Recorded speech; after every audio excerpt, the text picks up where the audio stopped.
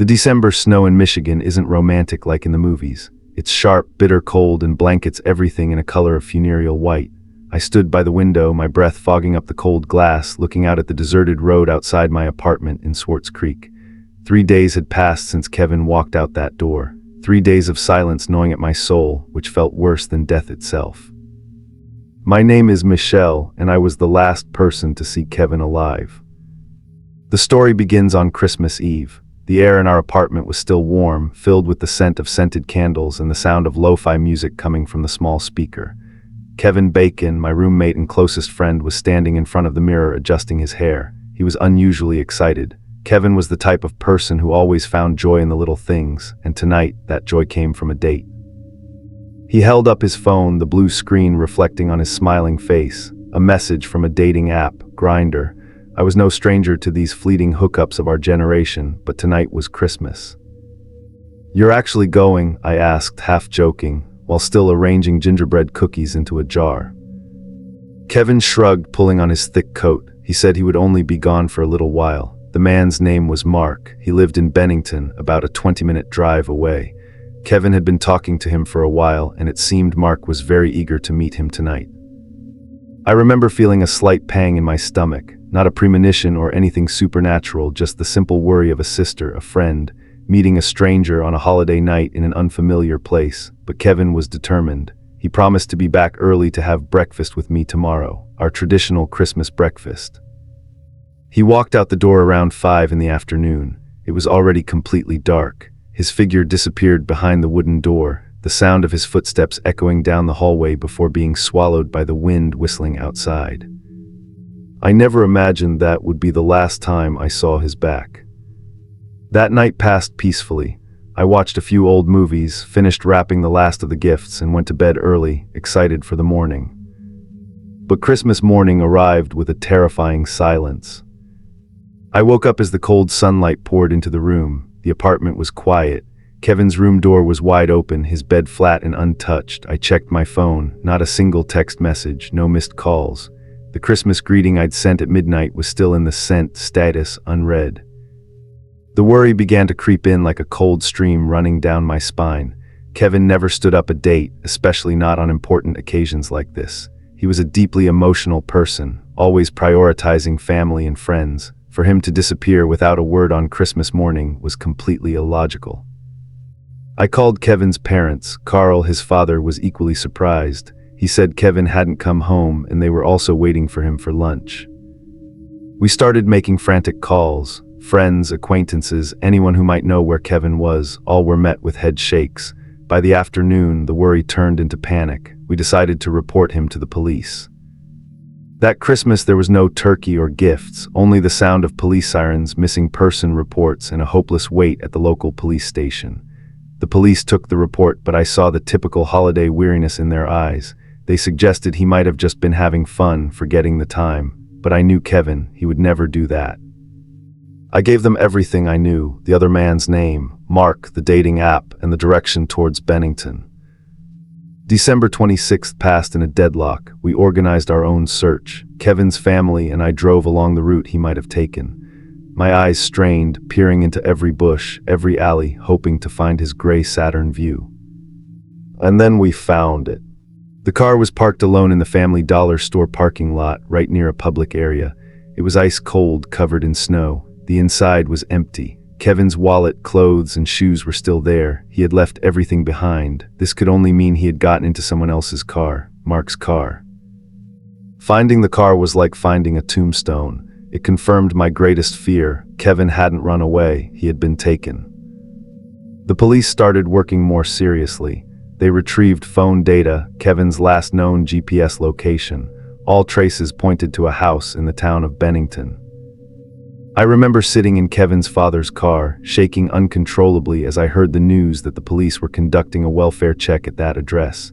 It was an isolated house, deep in a secluded area, surrounded by bare trees. Locals rumored about the owner of the house, an eccentric with a troubled past, Mark Latunsky. December 28th, the sky was the color of lead. I was sitting at home, staring at my phone when the news broke. The police had raided the house. They found Kevin. But he was no longer the Kevin I once knew. The subsequent details released by the police came in drips, but every word felt like a knife slicing through my mind. They found him in the basement, a solidly built, secret cellar. The police chief walked out of the scene with a pale face. I had never seen a seasoned law enforcement officer look so horrified. They said Kevin had been hung from the ceiling. I tried to cover my ears, tried not to imagine the scene, but my mind wouldn't obey. In that cold, damp cellar on Christmas Eve, when the whole world was gathered by the fireplace, my Kevin had faced a monster of flesh and blood. Mark Latunsky didn't just kill someone, he was a predator. He lured Kevin to his lair under the guise of a romantic date. He attacked him from behind, a fatal stab wound, but the most horrifying thing wasn't the death, but what he did afterward. Police found severed body parts. He had committed acts only found in the sickest horror movies. He spoke to the police calmly, chillingly, as if recounting the preparation of a meal. He had eaten a part of Kevin's body. I vomited immediately upon hearing that detail. My stomach was churning, feeling as if everything around me was collapsing. Kevin, the boy with the radiant smile, who had just been excitedly showing me his new hairstyle, was now the victim of a crime so barbaric it was unforgivable. The days that followed were a prolonged nightmare. The press surrounded the apartment. Sensational headlines about the Christmas cannibal appeared everywhere on social media. People gossiped, whispered, dissecting Kevin's private life, judging him for using a dating app, for daring to meet a stranger at night. They didn't know that Kevin was simply looking for connection. He just wanted to be loved, to share a lonely holiday night. His only mistake was trusting in a person's humanity. I sat in the preliminary hearing, watching Mark Latunsky through the glass barrier. He sat there, his face emotionless, his bulging eyes staring into the void. He confessed to every crime without a hint of remorse. He even said he intended to make Kevin a part of him forever. I looked at him and I saw darkness, not the darkness of night, but the darkness of the human soul, a deep, bottomless abyss where no light of conscience could reach. He had turned Christmas Eve, the night of peace, into a night of blood and horror. Now every time Christmas comes, I no longer see Santa Claus or dazzling Christmas trees. I only see Kevin's back as he walked out the door that late afternoon. I see the gray Saturn view covered in white snow, sitting forlornly in the empty parking lot, and I see that dark cellar. I survived that winter, but a part of me died with Kevin in that cellar. I learned a devastating lesson paid for with the blood of my best friend. Devils don't have horns or fangs. They can wear the face of an ordinary man, have a normal name on a dating app, and they wait patiently in the shadows of the happiest holidays. I still keep the jar of gingerbread cookies Kevin never got to eat. They have become moldy and crumbled over time, just like the memory of that Christmas Eve in 2019. A Christmas Eve forever stained red with blood. The Christmas Eve night shift in Newman, California, always had a strange stillness. Fog from the San Joaquin Valley crept through the small streets, wrapping around the yellow streetlights to create a scene that was both poetic and desolate. I sat in my patrol car, the warmth from the heater blowing on my face, a stark contrast to the biting cold outside. The radio was quiet, only occasionally punctuated by a few meaningless static crackles. Tonight, most people were home, gathered by the fireplace and unopened gifts. As for us, the patrol officers, we spent Christmas with a steering wheel and a sidearm. Ronald Singh, or Ron as we usually called him, was patrolling an area a few blocks from me. Ron was a good guy. His smile could light up even the gloomiest briefing room. He had become a father 5 months ago. Before starting his shift, Ron excitedly showed me a picture of his little boy sound asleep in a red and green elf costume. He said he would rush home after the shift to see his son wake up on his first Christmas morning with presents. It was a peaceful night until it wasn't. In the early hours of December 26th, Ron's voice came over my radio.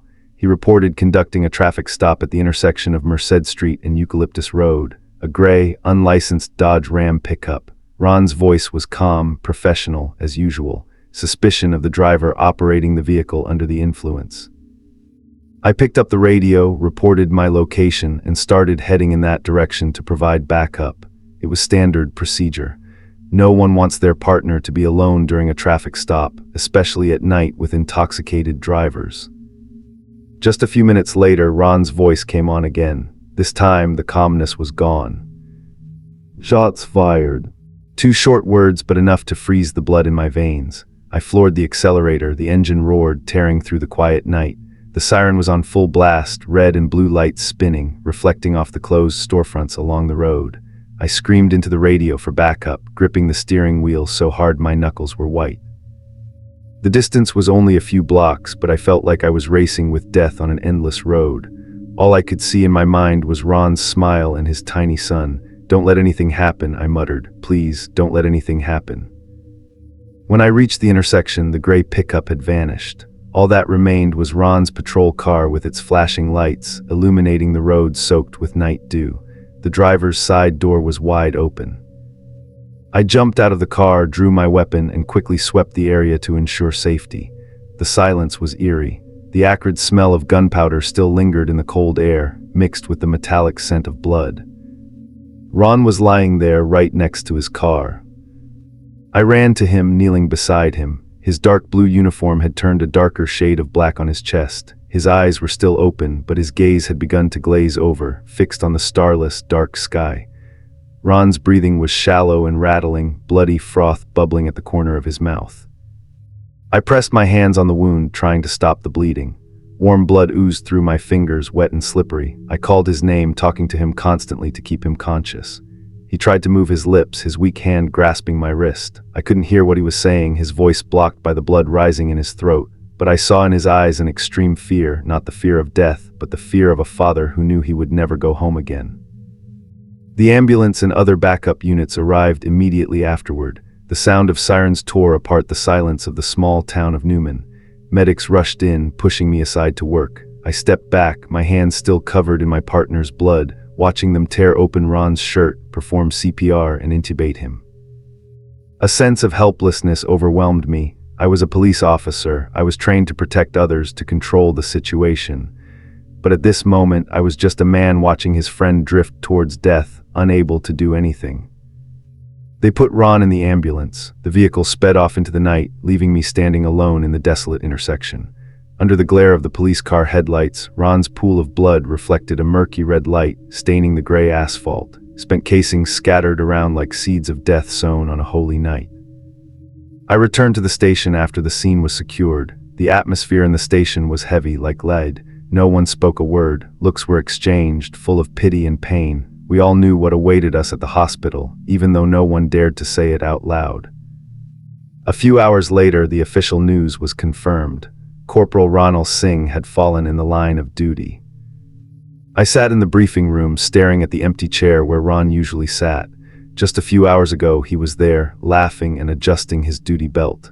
Now, he had become a name on a memorial plaque, a black-bordered photo on the news. The entire California law enforcement community was enraged. An unprecedented large-scale manhunt was launched. The blue wall tightened its grip. We hunted for the killer. His name was Paulo Virgin Mendoza, an illegal immigrant, a criminal evading the law. He shot Ron just to avoid a DUI ticket, an act of utter cruelty and meaninglessness.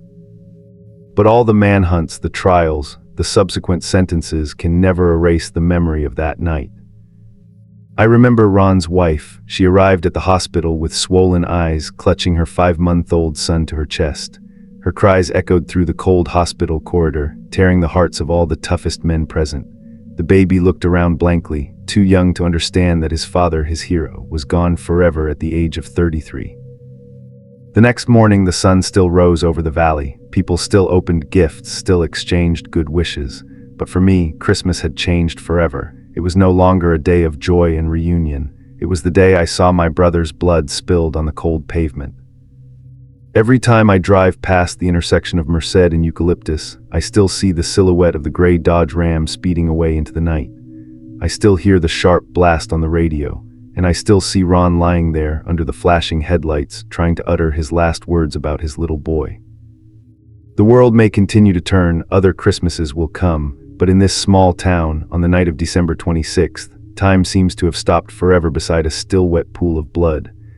Ron's sacrifice reminds us how fragile the boundary between life and death is, and that the price of peace is sometimes paid with the lives of the guardians themselves. I took off my police badge and placed it on the table, wiping away the faint streak of dried blood still on my sleeve. The night shift is over, but its darkness will follow me for the rest of my life. Heavy snow fell over the Missouri countryside, blanketing the desolate cornfields alongside the highway.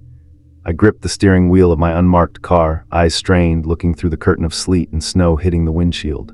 Christmas Eve should have been a time for gathering by the fireplace, but for a crime scene investigator like me, holidays are just an excuse for family tragedies to flare up. The police radio crackled, reporting a shooting at a private residence in Buffalo, code 1056. Suicide. I hate calls reporting suicide on Christmas Eve. They always carry a lingering sense of melancholy that haunts people's minds longer than any other case. The house appeared at the end of the sloping road, isolated and luxurious. Christmas lights were still twinkling on the porch, red and green LED strings wrapped around the wooden columns, creating a painfully perfect, almost ironic, festive scene. Inside that house, a woman named Lisa Jennings had just drawn her last breath.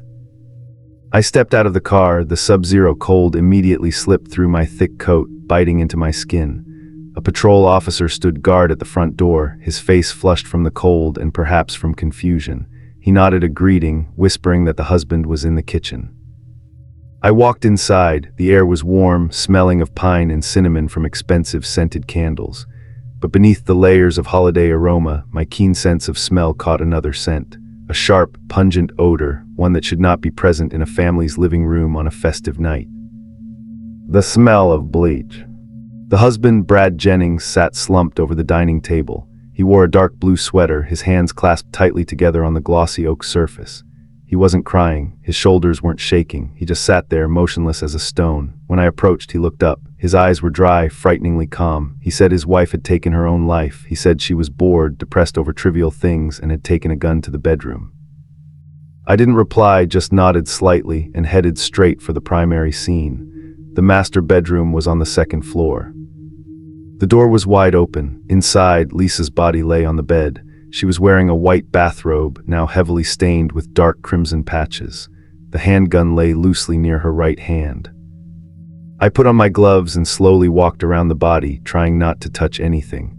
A typical suicide usually has characteristic signs: singe marks around the wound, the position of the arm, and most importantly, the spatter of blood. But something was wrong here. The bullet wound was in the right temple. The gun was on the right side. Everything seemed consistent with a right-handed person. However, when I looked closely at Lisa's hand, I didn't see the tiny blood spots that often blow back onto the hand holding the gun when fired at close range. Her hand was clean, too clean. I bent down lower, observing the floor. The glossy hardwood floor reflected the faint yellow light of the nightstand lamp, but near the foot of the bed I saw a faint streak, not dust, but the trace of wiping. Someone had cleaned this floor very thoroughly and very recently. The smell of bleach was stronger up here than downstairs. It stung my nose, overpowering even the metallic smell of blood. I went back into the hallway and entered the master bathroom. The sink was dry, but the towels were damp. I opened the lid of the laundry hamper. Inside was a ball of men's clothing wadded up and stuffed deep at the bottom. I used tongs to pick it up, a shirt and jeans. They were damp and reeked of cleaning chemicals. Why would a husband who had just witnessed his wife's suicide immediately wash clothes and scrub the floor? That question hung in my mind like a dark cloud. The actions of a panicked person or the cold calculation of a culprit. I went back downstairs facing Brad. He was still sitting there, his posture unchanged. I asked him what happened. His voice was steady, unwavering. He recounted that they had argued. Lisa drank. She went upstairs, then he heard the bang. He ran up and found her dead. I asked him what he did next. He said he tried to give first aid. He said he hugged her. I looked at his hands, clean, his nails neatly trimmed, not a speck of blood. I looked at the clothes he was wearing, also clean.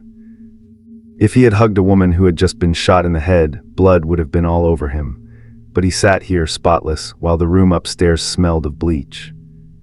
I requested a gunshot residue test on his hands. He paused momentarily, a fleeting hesitation crossing those expressionless eyes, but then he held out his hands. He knew, or he thought, he had washed well enough. I signaled the technician to start collecting samples. In the meantime, I walked around the living room. Christmas presents were still piled under the pine tree. A family photo was prominently displayed on the fireplace mantel. In the picture, Lisa was smiling brightly, her arm around Brad. They looked happy, the perfect facade this suburban society always presents. I returned to the bedroom. This time, I used a UV light to scan the floor and walls. In the dark, eerie blue streaks appeared. Blood was everywhere the naked eye couldn't see. It wasn't just on the bed. It spattered on the wall, scattered on the floor, and notably there was a trail leading from the bed into the bathroom. This was not the scene of a suicide. This was the scene of an execution and cleanup. Someone shot Lisa, then that person dragged her or moved objects and spent Christmas Eve scrubbing away the blood with bleach. That person changed clothes, washed them, cleansed themselves, and then called the police to stage the grieving husband act. I pictured the scene, the gunshot echoing amidst Christmas music, the deadly silence, then the hurried footsteps, the sound of running water, the squeak of scrubbing the floor. Brad Jennings didn't spend this night praying for his wife's soul. He spent it erasing the traces of his guilt. I went back downstairs, a feeling of nausea rising in my throat. He was still sitting there, staring into the void. He thought he was smart. He thought bleach could wash away everything, but he forgot a basic fact. Blood can be washed away, but the truth always leaves a trace. I walked up to him and informed him that he was the primary suspect in a murder case. For the first time that night, his face changed. The composure shattered, replaced by the panic of a cornered animal. He stammered that I was wrong, that Lisa was depressed. I didn't argue. I read him his Miranda rights. My voice rang out cold in the cozy living room. Outside, the snow continued to fall, burying the world in pristine white. But here in this house, that white was the color of a lie. As the handcuffs clicked onto Brad's wrists, I saw him glance at the Christmas tree one last time. Perhaps he regretted the unopened gifts, or regretted how quickly his perfect act had crumbled. I escorted him to the car. The cold wind slapped my face, but I felt better than the suffocating, chemical-laden air inside that house. The police car began to roll, leaving the brightly lit house receding into the darkness. Tomorrow morning the sun will rise. Neighbors will wake up, open presents, and celebrate. They won't know that last night, right next door, a woman was coldly murdered by her husband. The Lisa Jennings case was not just a death. It was a brutal reminder that sometimes the most dangerous place is not the dark alley of criminals, but one's own home on the most sacred of holidays. And the most terrifying smell is not the stench of death, but the acrid smell of bleach attempting to cover up an unforgivable crime. I looked in the rearview mirror, seeing the blue and red flashing lights of the police car paint colors onto the white snow. Another Christmas had passed, and I had gained another invisible scar in my mind about human nature. The Citadel Mall in Colorado Springs on the afternoon of December 24th was nothing short of a giant pressure cooker hissing, waiting to explode. I stood behind the counter of the sports shoe store, my legs numb from standing continuously for 8 hours. The smell of sweat mixed with cheap perfume and the scent of sugar cookies from the food court created a thick, suffocating atmosphere. These were the final hours before Christmas truly arrived. Last-minute shoppers were frantically rushing around, searching for gifts to save face, or simply because they had nowhere else to go. The Christmas music blaring from the ceiling speakers was crackly and tired, as if Mariah Carey herself was exhausted from singing the same song over and over for a month. I looked at the wall clock. The shorthand was inching towards the end of the day. Only a few hours left until closing, until I could escape this glass cage full of consumerism and go home to sleep. I didn't care about turkey or presents. I just needed silence. But silence was a luxury at Citadel Mall this afternoon. Right from the start of my shift, I felt that something was off. The atmosphere in the mall was tenser than usual. It wasn't just the rush of shopping. There was an undercurrent of electricity running beneath the hurried footsteps. I saw groups of young men gathering in the corners of the corridors, not buying anything, just standing there watching. Puffy jackets, hoods pulled tight, sharp, hostile glances thrown at each other. I had worked here long enough to recognize the body language of trouble. These weren't kids skipping school to hang out. This was territory, ego, simmering street conflicts brought inside under the neon lights of the shopping center. Around 4 in the afternoon, it started. It didn't begin with a gunshot. It started with a commotion near the JCPenney store, about 30 meters from where I stood. Shouting erupted, tearing through the background hum of the crowd. I looked up, stopping mid-fold on the hoodie in my hand. Two groups of young men were lunging at each other. Initially, it was just shoves and vulgar challenges, but very quickly it turned into a chaotic brawl. Fists swung, the squeak of sneakers on the polished tile floor. A metal trash can was knocked over, crashing into a concrete pillar with a deafening clang. The customers in my store stopped shopping. They rushed to the glass doors, holding up their phones to film, the morbid curiosity of the digital age. Instead of running, they wanted to capture the moment of violence to post on social media. I wanted to yell at them to back away, but my throat was tight. I saw a young man, perhaps only 18, cornered by the other group. He tried to fight back, but the numbers were too uneven. And then, the worst-case scenario happened. The shift from hand-to-hand fighting to deadly violence occurred too fast for the naked eye to follow. I saw an arm reach inside a puffy jacket, a deliberate, cold movement. The first shot rang out. It wasn't like a firecracker or a balloon popping. It was dry, sharp, and carried the weight of death. For a brief second, the entire mall seemed to hold its breath. Everyone froze, their brains unable to process that the sound was a gunshot. Then the second shot rang out. Chaos erupted. The people who had just been filming were now screaming hysterically, shoving each other to flee. Women's screams, children's cries mixed with the pounding sound of running feet, creating a symphony of utter panic. The stream of people swept through the narrow corridor like a flood, trampling over each other, knocking over display kiosks. Bright Christmas gift bags were abandoned, crushed under the soles of shoes fleeing death. My survival instinct kicked in hard. I bolted from the cash register, yelling at the customers standing stunned in the store.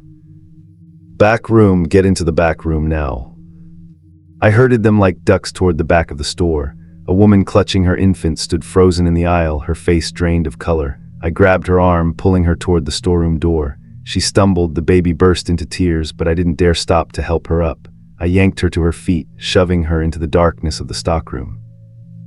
When the last customer was inside, I rushed to the front security gate. My hands trembled as I pressed the button to lower the shutter. The heavy metal door slowly slid down, agonizingly slow. Through the closing gap, I saw the scene outside as hell on earth. A man collapsed onto the floor right in front of my store. Blood began to pool on the white tile, bright red and shocking under the glittering festive lights. Others ran past, leaping over him without daring to look back. The shutter hit the floor. I locked the bolt, my hands still shaking violently.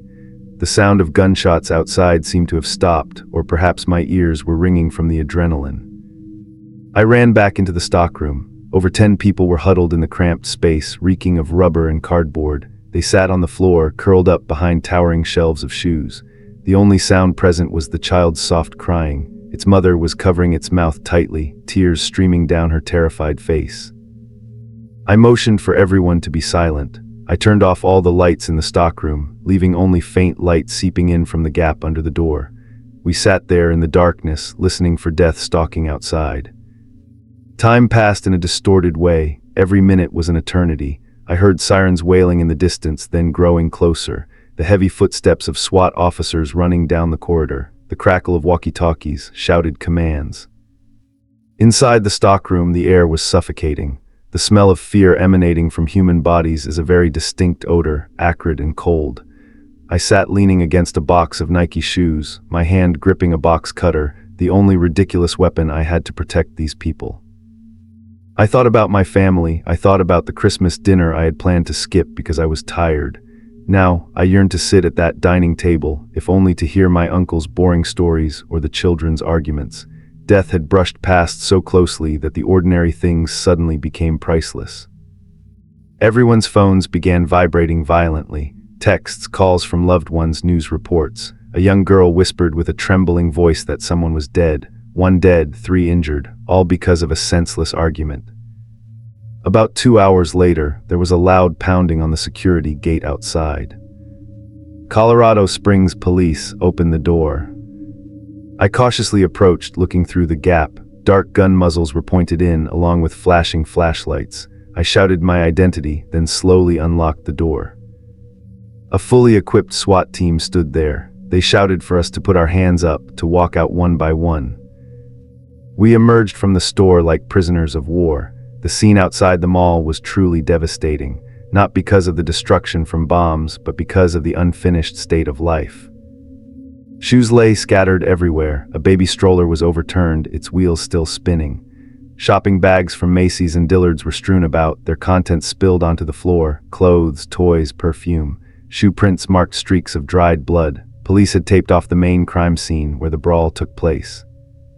I saw a large pool of blood near the giant Christmas tree in the main atrium. The glittering ornaments reflected the red color of the blood. Santa Claus was gone from his throne, leaving only the cold, empty red velvet chair. We were escorted to the back parking lot. The cold wind of the Colorado mountains slapped our faces, freezing but fresh. I took a deep breath, feeling the cold air fill my lungs, pushing out the suffocating smell of death from inside. The parking lot flashed red and blue with dozens of police cars and ambulances.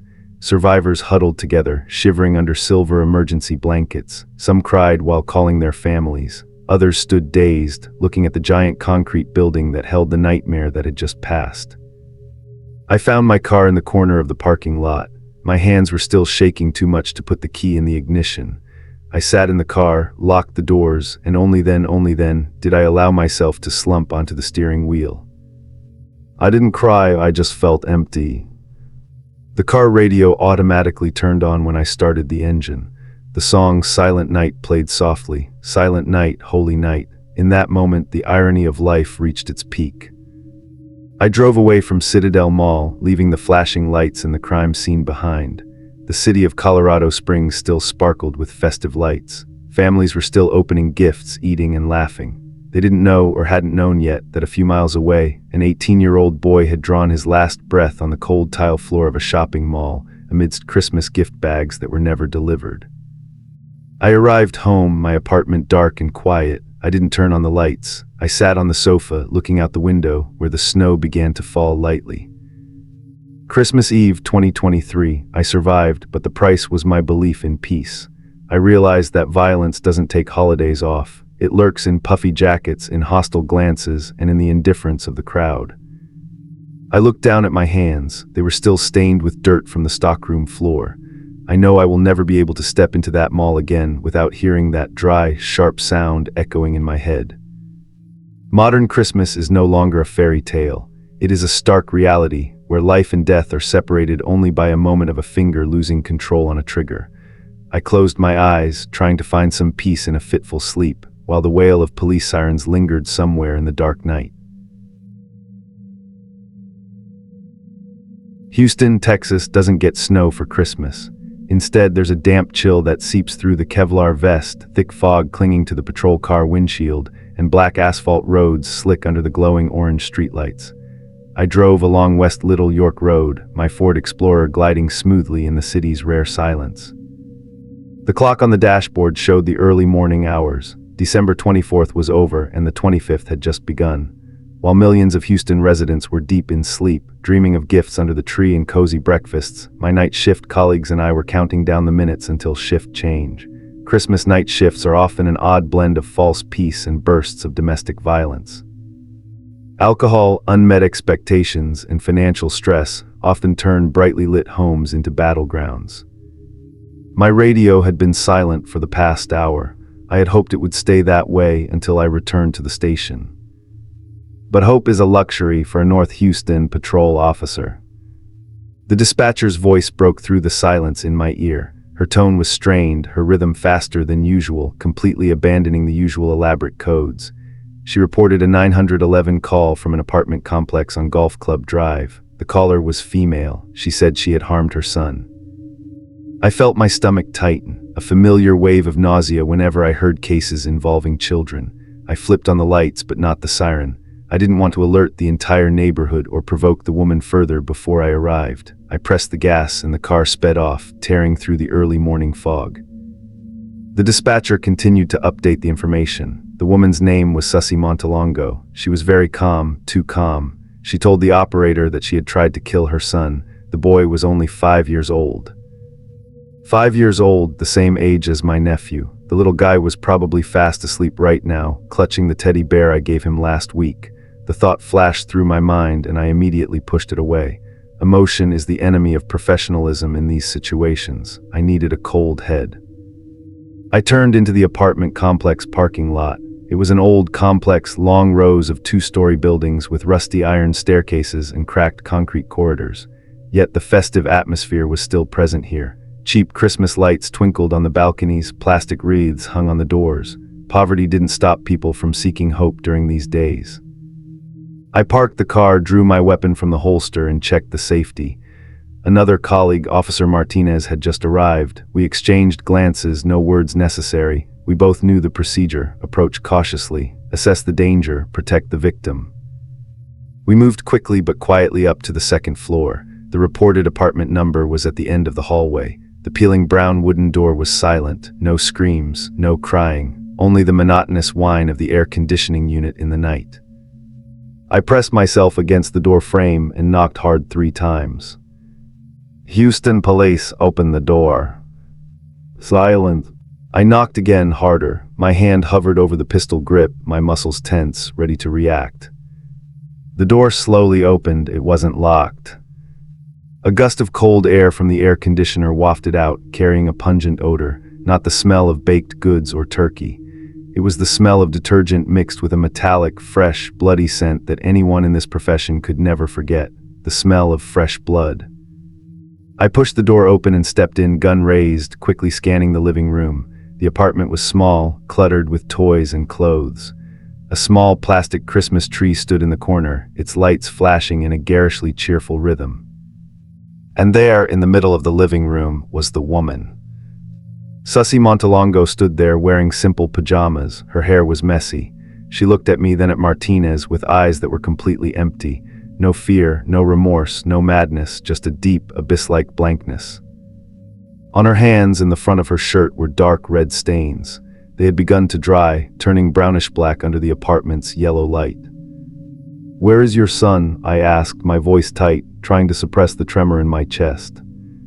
She pointed toward the half-closed bedroom door. Her gesture was slow, mechanical, like a puppet whose strings had been cut. Martinez moved closer and restrained the woman, handcuffing her. She did not resist. She let Martinez twist her arms behind her back, muttering incoherent words that I couldn't clearly hear. I moved toward the bedroom. Each step I took on the old carpet seemed to weigh 1,000 pounds. I prayed. I wasn't a religious man, but I prayed then. I prayed that this was just a misunderstanding. I prayed that the boy was only slightly injured. I pushed the bedroom door open. The room was darker than the living room, lit only by street light filtering through the gap in the window curtains. I turned on the flashlight mounted on my gun. The white beam swept across the small bed in the corner. Time seemed to stop at that moment. The world around me collapsed, shrinking down to only the image on that bed. The boy lay there. He was wearing Superman pajamas. He was on his back, his arms limp, his eyes closed as if he were sleeping. But he wasn't sleeping. Blood, too much blood for such a small body. The white bedsheets were soaked in blood. The pillow was soaked. Numerous wounds on his chest and neck gaped open like red, silent, screaming mouths. I rushed to the bed, placing my fingers on his neck, hoping to find a faint pulse, a little warmth of life. But his skin was ice cold, colder than the fog outside, colder than the Houston winter night. There was no beat. That tiny heart had stopped long before I arrived. I pulled my hand back, the sticky feeling of blood on my latex glove making me shudder. I backed up, bumping into a wardrobe. On top of the wardrobe, a letter to Santa Claus written in childish scrawl still lay there. He asked for a Lego set and a bicycle. I turned off my radio, walked out of the bedroom, and closed the door behind me. I needed to isolate that image from the rest of the world, if only temporarily. In the living room, Martinez was holding Susie on the sofa. She was still staring blankly, her face expressionless. "Why?" I asked, my voice hoarse. I didn't mean to ask. It wasn't my job. My job was to apprehend and secure the scene. Interrogation was for the detectives, but the question just burst out of my mouth, carrying suppressed outrage and pain. She looked up at me. This time I saw a flicker in her eyes, not remorse, but a morbid sense of relief. "I told him to close his eyes," she said, her voice a whisper but clear in the silent room. "I told him I had a surprise for him." I felt the nausea rise to my throat. I had to turn away, looking at the fake Christmas tree flashing its lights. Red and green lights reflected on the dried bloodstains on the floor, creating a horrific abstract painting. The ambulance crew arrived a few minutes later. They walked in, carrying modern resuscitation equipment, but quickly realized that their presence here was merely procedural. No one could save an angel whose wings had been so cruelly broken. Homicide detectives arrived at the scene as the sun began to rise. Weak morning light filtered through the window, illuminating the crime scene, stripping away the mystery of the night and exposing the brutal reality. I stood in the hallway, breathing the damp morning air. Neighbors were beginning to wake up. The sound of children laughing echoed from nearby apartments. They were opening presents. They were cheering for new toys. They didn't know that just a few meters away, a peer had been permanently stripped of his life by his own mother. I watched Susie Montalongo being escorted to the police car. She walked calmly, head held high, as if she had just completed some sacred mission, rather than committed humanity's most heinous crime. Later, during the investigation and trial, much would be said about her mental state, about depression, about voices in her head, about the collapse of a single mother. The defense attorney would speak of insanity. The prosecutor would speak of cruelty. The press would publish huge headlines. But to me, none of that mattered compared to the image of the boy on the bed. I returned to my patrol car as the forensic team began carrying the small body bag out. It was the smallest body bag I had ever seen. I sat in the car, turned off the engine, but didn't leave immediately. I looked down at my hands. Although I had taken off my gloves, I still felt the weight of death clinging to my fingertips. I took out a bottle of hand sanitizer, rubbing my hands so hard the skin was red and stinging. But I knew some things could never be washed clean. My phone vibrated, a text from my wife. "Merry Christmas, my love. When are you coming home? The kids are waiting to open presents." Attached was a photo of my 2 children sitting in front of the Christmas tree, grinning widely. I stared at the picture for a long time. Tears, which I had suppressed all morning, finally streamed out. I cried silently in the closed patrol car. I cried for the 5-year-old boy who would never open his presents. I cried for the fragility of life, and I cried with painful gratitude that my children were still safe. I wiped my face, took a deep breath. I started the car. The engine roared, breaking the silence of the parking lot. I drove away from the apartment complex on Golf Club Drive. The city of Houston was fully awake. The roads were starting to fill with cars carrying families to visit relatives. The radio played Feliz Navidad. Life goes on. The world does not stop for a personal tragedy. But as I drove toward the rising sun, I knew that this Christmas and all Christmases to come would always bear a different color for me. The red of police lights, the red of the Superman pajamas, and the dark red stains on the small hands that would never have the chance to grow up. I survived that Christmas morning, but I left a piece of my soul in that dark bedroom next to a 5-year-old boy sleeping an eternal sleep. The city of Nashville on Christmas morning 2020 had an eerie, chilling beauty and stillness. North 2nd Avenue, usually bustling with country music, the sound of cowboy boot heels clicking on the pavement, and the laughter of tourists was now submerged in a winter sleep. The old red brick storefront stood silent, doors locked and barred. Streetlights still cast a yellow glow onto the damp asphalt, but no one was there to enjoy this peace except for me and my colleagues from the Metro Nashville Police Department. We had received a report of gunshots in the area. A vague report, but enough to pull us away from our hot morning coffee. As I drove my patrol car to the scene, the air had a strange smell. Not the smell of gunpowder, but the smell of abnormality. And then I saw it. An old white recreational vehicle RV was prominently parked on the side of the road, right in front of the AT&T transmission building. It looked harmless, like a misplaced tourist's vehicle that decided to stop and rest. But the intuition of a police officer with over 15 years on the job told me something was very wrong. It was parked too conspicuously, too isolated on this deserted street. I stepped out of the car. The wind from the Cumberland River slapped my face with a biting cold. I approached the RV, my hand resting on my holster out of habit. There were no signs of a shooting, no casings, no bullet holes. Suddenly a sound broke the silence. It wasn't a gunshot, it was a voice. A female voice, but not a real human voice. It was a computerized voice, monotonous, emotionless, and cold, coming from a loudspeaker system mounted on the RV. The sound echoed between the rows of tall buildings, bouncing back to create a terrifying surround sound effect. This area must be evacuated now. This area must be evacuated now. I froze. In my career, I've faced drunk people with knives, bloody domestic violence incidents, and high-speed chases. But I had never encountered a situation like this. A talking car, a pre-programmed warning. The voice continued, patient and robotic. If you can hear this message, evacuate immediately. I looked at my partner, James. His eyes were filled with extreme bewilderment too. Was this real or some twisted Christmas prank? Who would park a car in the middle of downtown and broadcast an evacuation notice on a holiday morning like this? Then the announcement changed. There is a bomb in this vehicle. My stomach clenched, every pore on the back of my neck stood up. The word bomb hung in the cold air, heavy as a death sentence. We no longer had time to debate whether this was a joke or the truth. Safety first. We began to act. I ran toward the apartment buildings above the souvenir shops. I pounded on doors. The thud of my fists blended with the emotionless voice from the vehicle. Police, evacuate now. Get out of the building immediately. Sleepy residents opened their doors, their faces bewildered. They looked at me as if I were crazy. I had to shout, pushing them toward the emergency stairs. No time to explain. No time to grab coats or gifts. Just run. Outside, the RV began its countdown. 15 minutes. 14 minutes.